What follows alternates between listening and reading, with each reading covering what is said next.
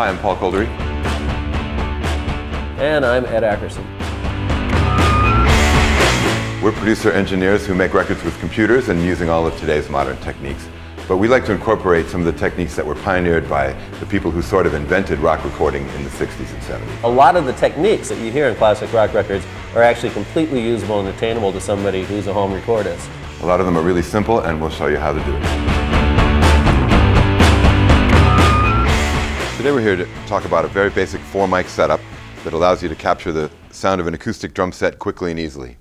It's usually called the Glyn Johns technique, after the famous English producer and engineer Glyn Johns, who's responsible for some really great recordings by Led Zeppelin and The Who and the Small Faces and many others from the 60s and 70s, and he's still beyond.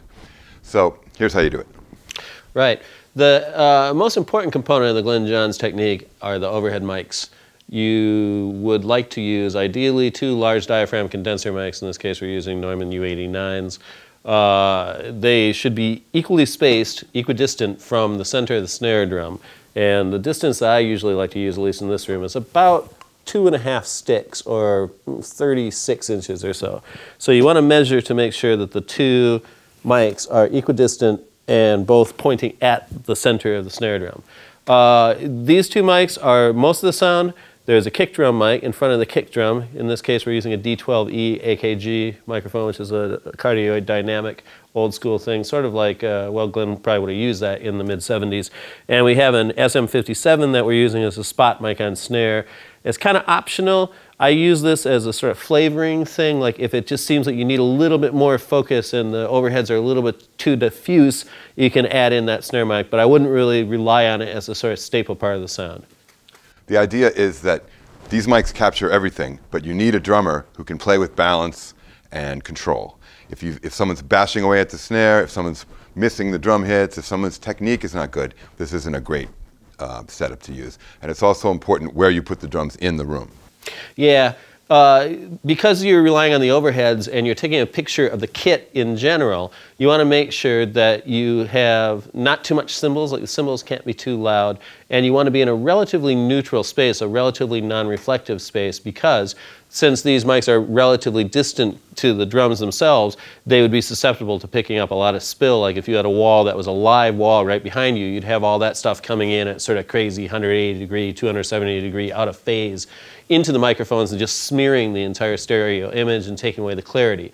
And so you want to have a space that is either relatively controlled acoustically, or at minimum you want to be as far from the walls and from the ceiling as possible. High ceiling helps you a lot too, because you don't have cymbal reflections coming back into the back sides of the mics and making things sound funny that way.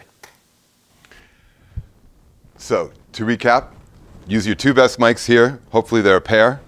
Use a dynamic that can take the heat down here for the kick drum, and a 57 is good for the snare.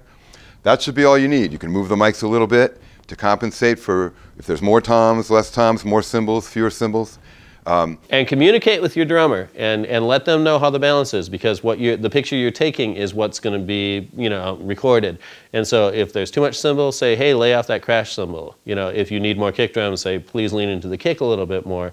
And with a little bit of practice, and if everybody goes and listens to the results as you're tracking, naturally you'll find a way to balance things. One thing that you do not want to do as far as balance or dynamics though is use dynamic processing on this technique. Glenn would never have used like compression on those overheads or whatever, because it just sort of screws up the entire thing and will tend to make the things that you don't want loud louder. It'll make your cymbals louder, it'll make your sort of background reflections in the room louder and stuff like that. Everyone thinks that what you're supposed to do is compress the hell out of these mics.